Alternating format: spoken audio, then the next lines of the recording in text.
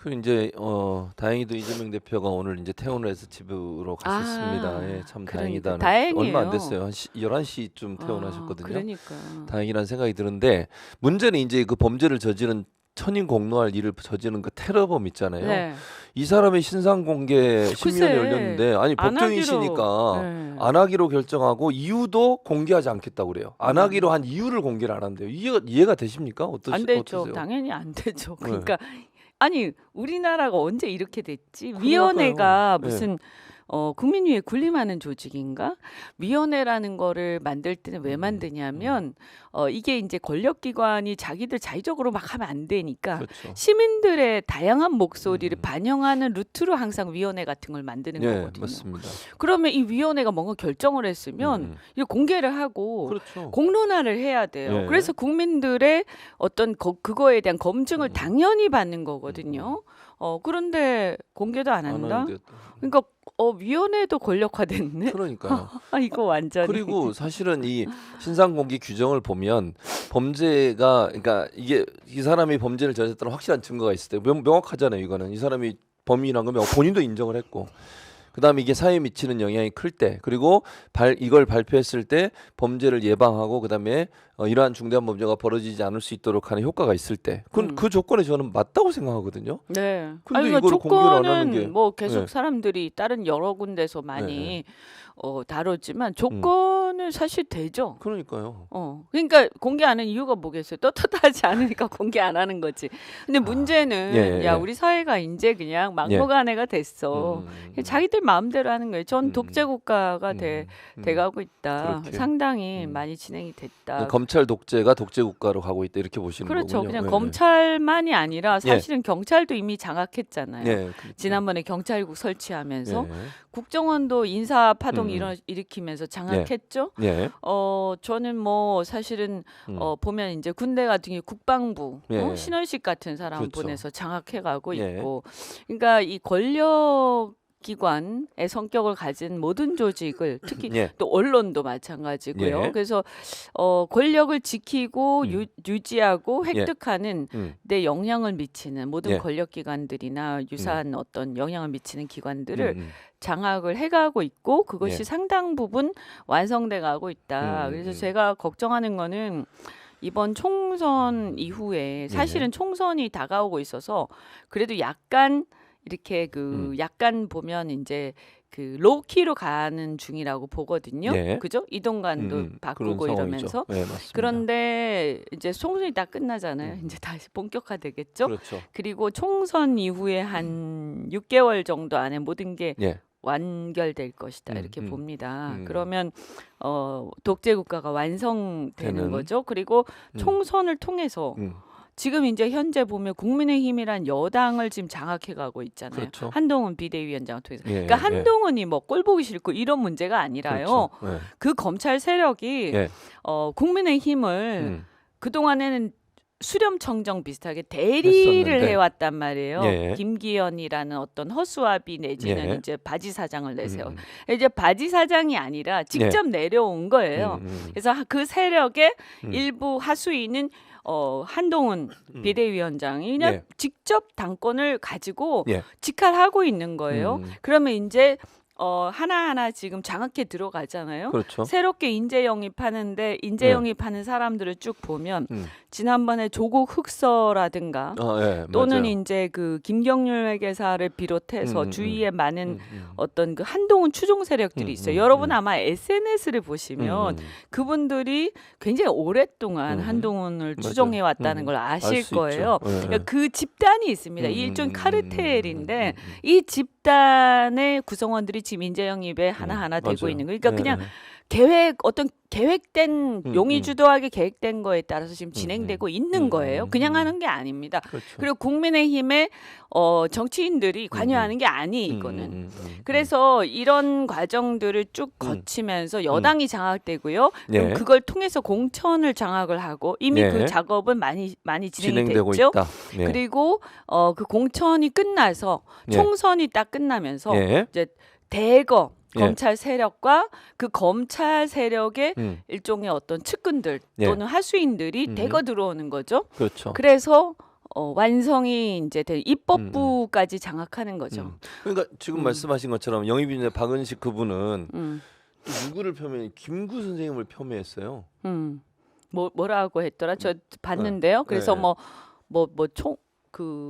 그러니까 이런 거지. 폭력. 폭탄 던진 분이 그래, 폭탄 그렇게 던진 얘기했죠. 분이 국제 정세나 뭐 이런 걸 알 수가 있겠냐. 그게 그러니까 아니 저는 예를 들어서 네. 대한민국은 항상 예. 반도 국가로서 어떤 예. 열강의 사이에 있기 그러면서 때문에 이승만을 이렇게 국제 정세를 잘 아는 칭찬했죠. 사람이 지도자가 돼야 된다. 이거는 좋은 얘기예요. 맞는 얘기죠. 그 얘기는. 그리고 뭐 그런 걸 가지고 이승만 예, 예. 대통령을 자기가 개인적으로 맞아요. 뭐 그런 칭찬을 얘기 할 있었어요. 수도 있어요. 예, 그런데 예, 문제는 뭐냐면 네. 그분이 김구 선생을 음. 폭탄이나 던지던 사람으로 그러니까요. 인식하고 그렇게 있는 얘기했어요. 거죠. 네. 그게 굉장히 놀라운 그러니까요. 거예요. 그러니까 그 당시에 독립운동한 사람들을 조금 이렇게 굉장히 적극적으로 독립운동한 사람들을 폭탄이나 던지던 사람들.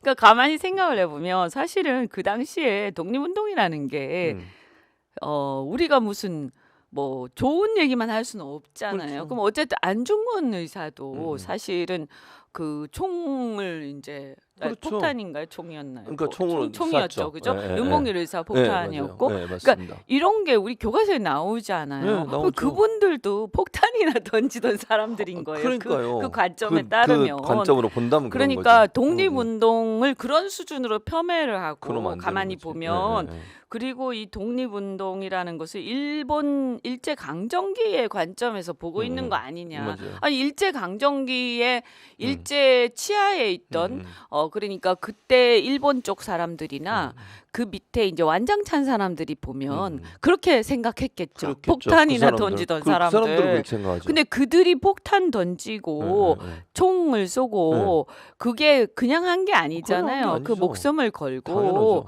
나라의 왜냐하면 독립을 우리가 위해서. 폭력적으로 국가를 지배당했기 때문에 당연하죠. 그죠? 불법적으로 지배를 당했잖아요. 당연하죠. 식민 지배 자체가 적법하지 않았잖아요. 않죠. 국제법상. 저항해야죠, 그럼 당연히. 그래서 똑같죠. 이게 전쟁을 한 거 일종의. 그렇죠. 맞아요. 근데 전쟁을 하는데 당시에 조선 왕조나 이런 쪽이 그런 전쟁을 할 만한 용기나 배포가 없고 그런 역량이 안 되는 사람들이었기 때문에 우리 국민들이 조선인들이 개별적으로 또는 집단적으로 그런 의병이라든가 독립운동을 하면서 일종의 전쟁을 민간 차원에서 한 거예요. 맞아요. 계속해서. 그런 거죠. 근데 네. 전쟁을 하는데 네. 지금 전쟁은 당연히 살상이 일어나죠. 그렇죠. 그런데 전쟁하는 우리 쪽 사람들을 가지고 폭탄이나 던지던 사람들, 총이나 쏘던 사람들 이렇게 얘기를 국제 정세를 하면 어떻게 아냐 뭐 이런 식의 말을 했어요. 그거하고 국제 정세를 모르는 거하고 어떻게 전혀 또 다른 연결이 차원의 돼요? 문제지. 오히려 국제 정세를 알기 때문에 그렇죠. 이 상황을 그런 거죠. 우리가 묵과하면 안 된다라고 하는 거야. 당연하죠. 그러니까 굉장히 잘못된 잘못된, 역사관과 세계관을 갖고 있고 맞아요. 우려스럽죠. 근데 저는 그러니까. 너무 이상한 게요. 예. 그게 뉴라이트 예. 뭐 사관이라고 상관이에요. 하잖아요. 예, 맞아요. 근데 이분들이 이승만 대통령 추앙을 해요. 예, 그렇죠. 저는 그것도 전 뭐 이승만 대통령을 높게 평가한다는 게 아니라 그것도 웃기는 거예요. 이용하고 있는 거예요. 그 사람들이. 저는 오히려 보수들에서 생각이 있는 사람들 이 문제 제기해야 돼요.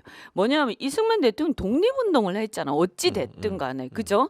독립운동을 하고 나중에 대통령 된 다음에 좀 여러 가지 문제가 있어서 있었죠. 비판을 받지만 독립운동을 한 사람이에요. 음. 근데 독립운동을 한 사람을 추앙하면서 한편으로는 독립운동을 폄훼하고 그 다음에 일제의 관점에서 식민사관을 얘기를 한단 말이야. 그럼 이 사람들 입장 만약에 이승만 대통령이 살아 돌아왔다면 굉장히 대노할 일이지. 너희들이 뭔데 나를 추앙한 이런 거 아니겠어요? 그러니까 굉장히 어떻게 보면 모욕하고 그것을 폄훼하고 오히려 이승만 대통령의 그 명예가 그들로 인해서 더 추락하는 거예요. 안 그래도 비판받고 있었는데 이제는 독립운동 얘기도 싹 들어가고 그냥 마치 식민사관의 대표 인물처럼 돼버리고 있는 거예요. 그러니까 이런 사람이 어떻게 그런 얘기들을 하나. 그래서 이게 뉴라이트라는 사람들이 너무 이상해요. 제가 보면 이 뭐 하는 사람들이냐.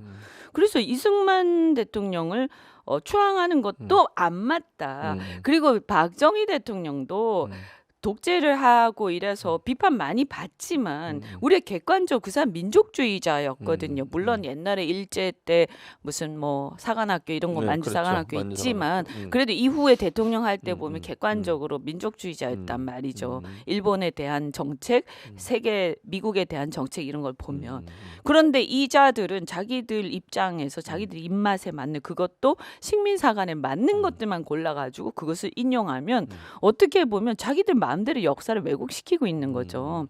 그러니까 아주 웃기는 사람들이에요. 근데 이 박은식뿐만이 아니라 저는 뉴라이트가 왜 이렇게 한동훈 주변에 많고 지난번에 민경우 그분도 좀 비슷한 유형 아닌가요? 유형이죠. 그리고 그들이 어떻게 보면 1차적으로 뉴라이트라고 하면서 이명박 대통령 때 정계 맞아요. 입문을 했잖아요. 근데 이 사람들 과거를 보면 어떻게 보면 전대협보다 더 전 뭐 잘 모릅니다. 그 운동권 역사는. 예, 그런데 예. 개본은 잘 모르는데 운동권이 아니라서. 그런데 전대협 세력들은 주류였잖아요. 운동권에서. 그죠? 그런데 이분들은 뭐 굉장히 과격한 분들이 많으시더라고요. 근데 왜 운동권 비판하지? 자기부터 반성하지? 그렇잖아요. 그리고 자기가 반성하고 자기들이 그 과격하게 했던 거에 대해서 만약에 스스로 반성을 한다면 권력 주변에 얼씬거리지 말아야 되는 거 아니에요?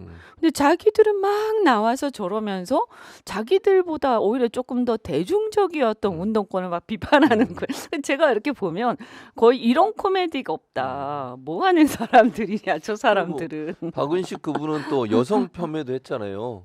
출산과 결혼의 주도권은 남자에게 있다. 그 얘기 얘기했잖아요. 맞아. 그걸 그분이 얘기하셨죠. 어떻게 생각하세요? 그거는 아니 어떻게 출산과 결혼의 주도권이 결정권이 왜 남자한테 있다는 거예요? 무슨 논란이에요, 그게? 굉장히 가부장적이고 아주 정말 저 전근대적인 사고 방식이죠. 근데 이런 사람들이 한동훈 주변에 많은 것 같아요. 그죠? 그리고 어떻든 그분들이 뭐 무슨 전체주의, 뭐 전체주의, 공산 대통령이 전체주의 얘기한 거죠. 얘기하면서. 막 하는데 일단 저는 첫째 무슨 얘기 하고 싶냐 아까 얘기한 것처럼 너나 잘해라, 니나 잘해라 그 얘기 하고 싶고, 아니 저 X세대 입장에서 X세대. 너부터 나가라. 왜냐하면 너네가 옛날에 역사에서 보면 전대협 운동권보다 더 했었다. 그러니까 제발 안 보였으면 좋겠다. 무슨 낯짝으로 지금 자기들보다 그래도 대중적이었던 운동권을 비판하느냐. 그리고 어떻든 간에 민주화 운동에서 저는 운동권이 비판받는 이유는 그들이 너무 기득권을 자꾸 누리려고 해서 이제 그만해라 이거잖아요. 그죠? 정치적 자산이 있는 건 알겠지만 그것만 가지고 자꾸 이러면 안 되지 않느냐. 나라가 이제 시대가 바뀌어가는 그 얘기거든요. 그런데 기득권을 비판을 하거나 이러면 모르겠는데 그게 아니라 그냥 다짜고짜 비판하잖아요. 또 그것도 굉장히 잘못됐고 전 너무 웃기는 게 그러면 검찰은 우리 대한민국에서 지금 검찰 세력만큼 기득권 누리는 데가 있습니까? 없죠. 그것만큼 카르텔이 심한 데가 있습니까? 이렇게 끝나고 나서 운동권이 나와가지고 정치권의 기득권을 가지고 일부 세력이 그렇게 한다고 비판을 하는데 그걸 기득권이 없는 사람 비판할 수 있겠지만, 그죠? 그 후배들이라든가. 그런데 자신들은 말이에요. 검찰 끝나고 옷 벗고 나오면요. 엄청나게 변호사 정관 예우를 받으면서 남들이 할 수 없는 것들을 막 하고 특권을 누린단 말이에요. 돈도 엄청나게 벌잖아요. 이게 맞아요. 저도 변호사지만 차원이 달라. 판사 출신하고도 또 차원이 달라요. 왜냐하면 신변이 관련돼 있기 때문에. 감옥에 들어가고 안 들어가고 이 영장이라는 거는 사실은 굉장히 그 고무줄적인 게 있단 말이에요. 그죠? 그리고 영장을 뭐 발부를 안 할 걸 해줬다든지 해줄 걸 안 했다고 해서 그게 큰 문제가 되지 않잖아요. 왜냐하면 과정이니까 결과가 아니고. 그래서 그런 것들이 막 그냥 넘어가기 때문에 이게 여기에 미치는 전관 예우와 거기에 따르는 그 이득, 경제적 이득이 어마어마한 거예요. 그래서 수십억씩 벌잖아요. 불과 몇 년 만에. 네. 그죠? 네. 그러면 이런 것들에 대해서 가장 카르텔이고 가장 심하게 기득권을 누리는 세력은 현재 한국에서 아까도 얘기한 것처럼 유일하게 상명하복의 그 일제 강점기 때 그 구조가 남아있는 세력이 경찰인데 그렇죠. 자신들의 기득권부터 먼저 반성하고 물러나야지. 그리고 아무것도 안 하면서 그냥 검찰 일을 열심히 하고 자기 네. 영역에서 본연의 일을 열심히 하면서 선배들 중에서 이제 운동권 있다. 그럼 네. 이제 이 너무 기득권 누리니까 좀 그만했으면 이런 얘기 할 수 있다고 저는 봐요. 그렇죠. 근데 그게 아니라 지금 그리고 살아있는 권력이 어디예요? 살아있는 권력이. 예, 예. 제가 이게 만약에 문재인 정권 때였으면 저도 네. 비판 많이 했죠. 그렇죠. 그러니까 살아있는 권력과 그 주변에서 뭔가를 막 그들이 하고 있을 때는 예, 예. 비판할 수 있어요. 근데 지금 권력을 잃고 어떻게 보면 굉장히 뭐 핍박이라고 하면 좀 그렇지만 어떻든 간에 수사받고 막 이제 죽은 권력이 돼가지고 살아있는 권력에 의해서 굉장한 어떤 견제를 받고 있는 거 아닙니까? 맞아요. 그죠? 핍박도 당하고 실제 지금 살아있는 권력은 윤석열 정권이잖아요. 예.